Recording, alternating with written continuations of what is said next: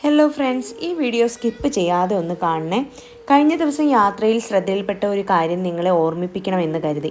പുരോഗതിയുടെ ഭാഗമായി നമുക്ക് ഹൈവേ വരികയും പലയിടത്തും പണി പൂർത്തീകരിക്കുന്നതിൻ്റെ അവസാന ഘട്ടത്തിലേക്ക് എത്തിയിട്ടുമുണ്ടെന്ന് നിങ്ങൾക്കും അറിയാം.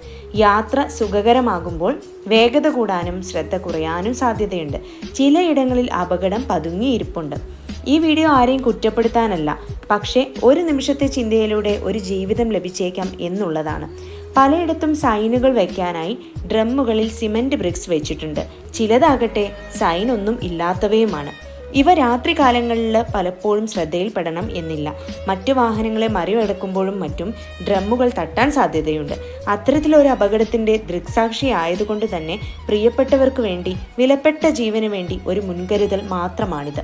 അന്ന് ബൈക്കിന് പിറകെ വന്ന കാറിൻ്റെയും ലോറിയുടെയും ഡ്രൈവർമാരുടെ അവസരോചിതമായ ബ്രേക്കിംഗ് കൊണ്ട് 2 ജീവനുകളാണ് രക്ഷപ്പെട്ടത്. ഇനി ഇത്തരം അപകടങ്ങൾ ഉണ്ടാകാതിരിക്കട്ടെ.